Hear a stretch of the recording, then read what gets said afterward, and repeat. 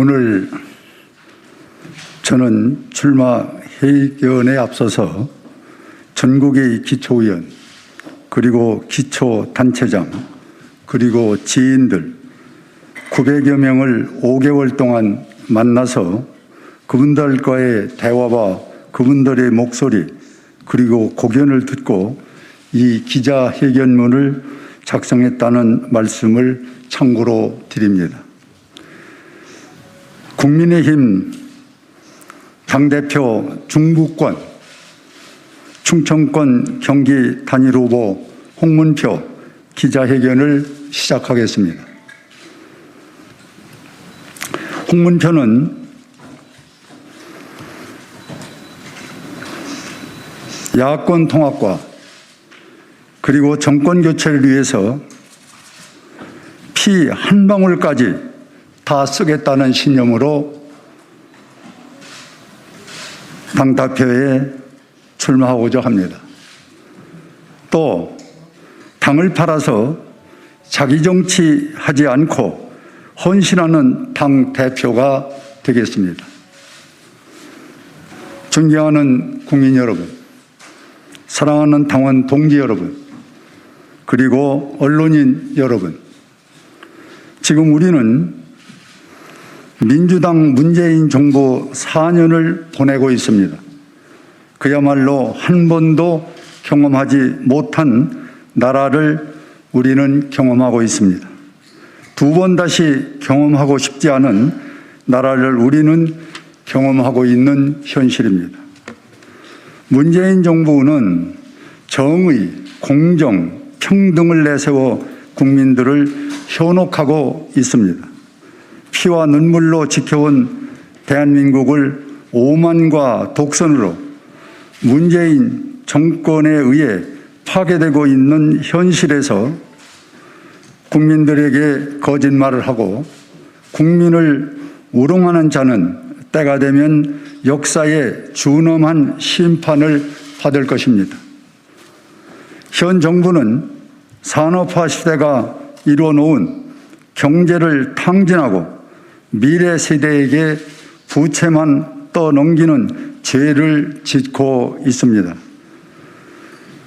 또한 한반도 평화는 고사하고 핵 폐기는 말도 못 꺼내고 북한의 눈치만 보고 중국에는 굴욕적인 구걸 외교로서 전통적 한미 안보마저 정상 외교에서 비정상 외교로 수준을 낮춰 전락하고 있는 안타까운 외교입니다.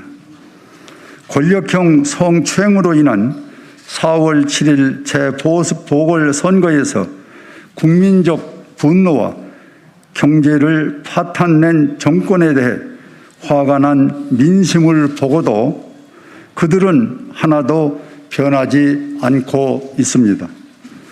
자기들 이념을 실천하지 못해서 패배했다고 항변을 늘어놓고 몸부림을 치고 있는 현실입니다. 문재인 정권 51% 민주주의, 문재인 정권은 51% 민주주의를 지금 진행하고 있습니다. 그러나 국민은 이미 51%의 생명력을 잃고 대통령 지지율이 29%로 곤두박질 치고 있습니다. 국민의 민심을 두려워하지 않는 민주당 문재인 정권이 현실을 외면하고 방관한다면 역사에 큰 죄를 짓는 일입니다. 고로 대한민국의 자유민주주의와 시장 경제가 뿌리채 흔들리고 있습니다. 국민 여러분, 죄송합니다. 우리 국민의힘 제1야당이 막지를 못하여 이런 사태가 벌어졌습니다. 정말로 죄송하고 반성합니다. 국민 여러분, 저희들이 잘할 수 있는 기회는 6월로 예정된 전당대회에서 환골탈태하여 다시 태어나는 길밖에 없습니다. 그간 우리 당을 바라보며 우려하시는 국민 여러분들의 목소리를 저는 전국을 돌면서 가슴 깊이 새겼습니다. 당원들이 주신 주문을 4가지 정도로 집약해 말씀을 드리겠습니다. 당원들의 말씀은 말로만 중앙당에서 선언 정치하지 말고 행동하는 정치를 해라. 2번째, 당을 팔아서 자기 정치하는 이런 정치는 용납치 않겠다. 여의도 정치만 하지 말고 국민 생활에 도움되는 정치를 해라. 문재인 정권과 민주당 폭정을 막을 수 있는 대선 후보를 빨리 만들어내라. 이 같은 목소리는 국민들의 살아있는 명령이라고 생각합니다. 제가 생각하는 전당대회는 3가지의 원칙의 목표가 있습니다. 첫째는 정권 교체는 국민의 지상 명령인 만큼 사명을 다하겠습니다. 둘째, 정권 교체를 완수하기 위해 야당 통합을 이루어내겠습니다. 셋째, 국민의 신뢰를 바탕으로 국민의힘을 수권 정당으로 만들어내겠습니다. 그리고 당 대표가 되고자 하는 차질은 저는 이렇게 생각합니다. 당을 알고, 조직을 알고, 선거를 알고, 정책을 아는 사람이 당 대표가 돼야 된다고 생각합니다. 말로 선언적으로 이상만을 가지고 정권 교체를 한다면 민주당과 문재인 정권은 코웃음을 칠 것입니다. 행동하지 않는 정당은 무능한 정당입니다. 존경하는 국민 여러분, 그리고 당원 동지 여러분, 제가 당 대표가 되면 반 문재인 전선 벨트를 만들어서 야권 후보 모두를 모셔서 5 내지 6명 또는 지상 보도가 되지 않는 한두 분까지도 투명한 원칙 기준을 만들어 단일 후보를 만들어내 실용주의 정치 능력입니다. 꼭 이뤄낼 수 있는 비법도 있습니다. 존경하는 국민 여러분, 그리고 사랑하는 당원 동지 여러분, 우리 현실에 당면한 과제가 있습니다. 국가 미래인 우리의 희망, 20대, 30대 청년의 문제입니다. 이 문제를 우리가 어떻게 해결하느냐에 따라서 국가의 희망이 있느냐 없느냐로 판단될 것입니다. 문재인 정부에 들어서서 청년 정책에 11개 부처가 연간 18조 2천억을 투입하고 있습니다. 결과는 실업자만 양산하여 청년들에게 절망만 안겨주고 있는 것이 현실입니다.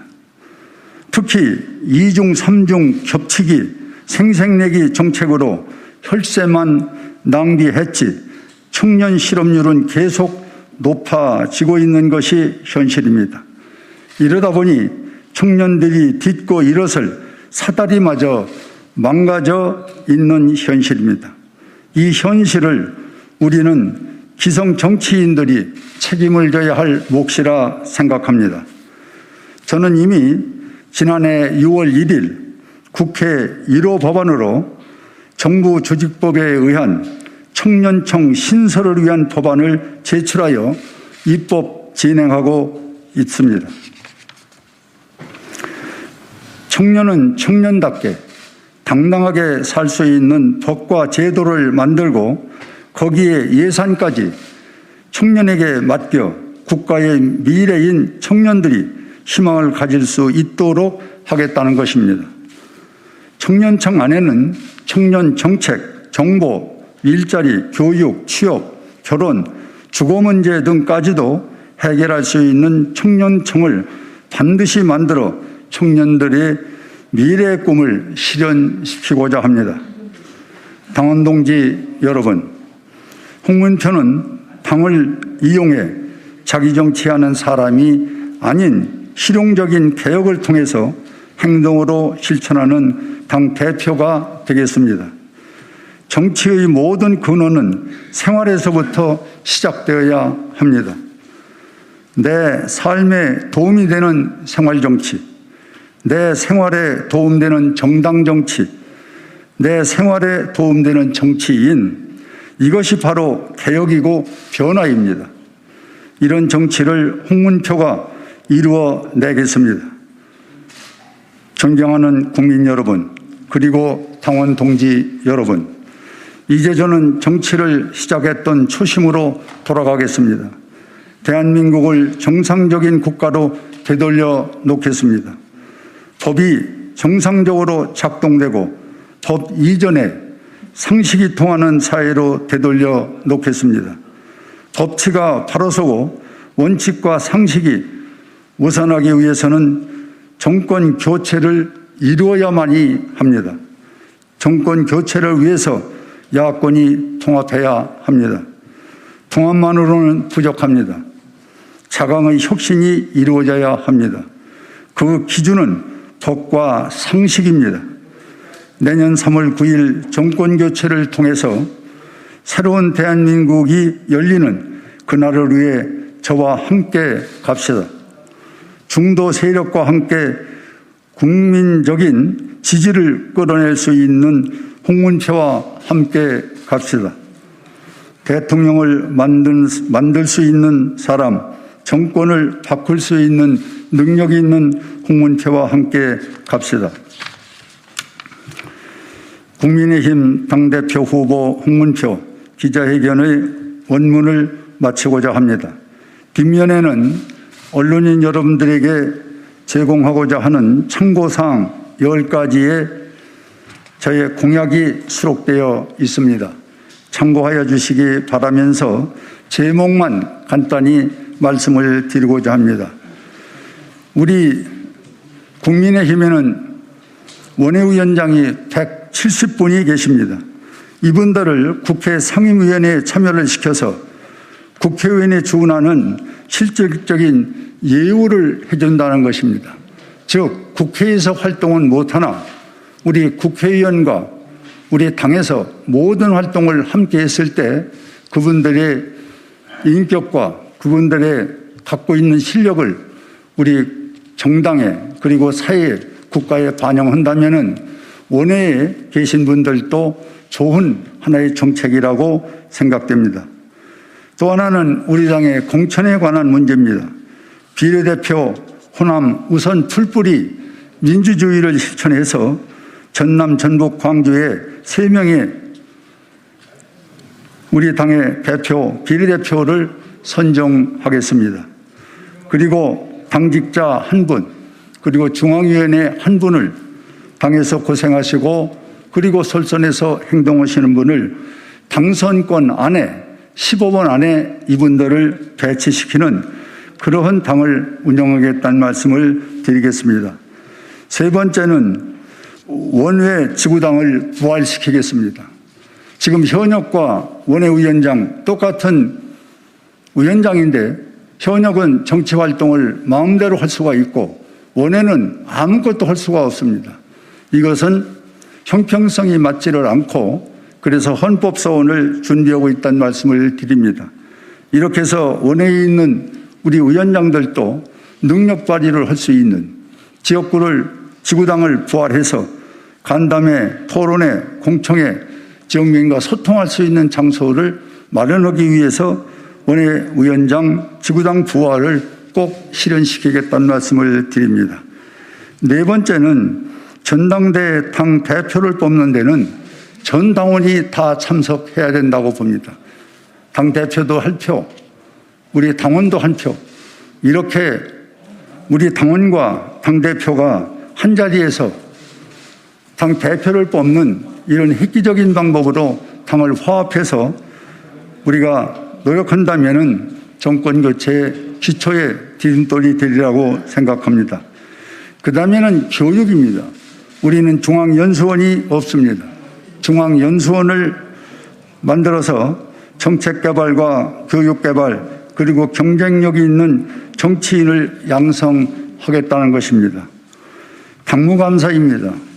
당무감사는 징벌감사가 아닌 포상감사로 전환해서 잘하는 분은 더 잘하게 인정해주고 못하는 분은 정상으로 끌어올리는 이런 감사 제도를 실시하겠습니다.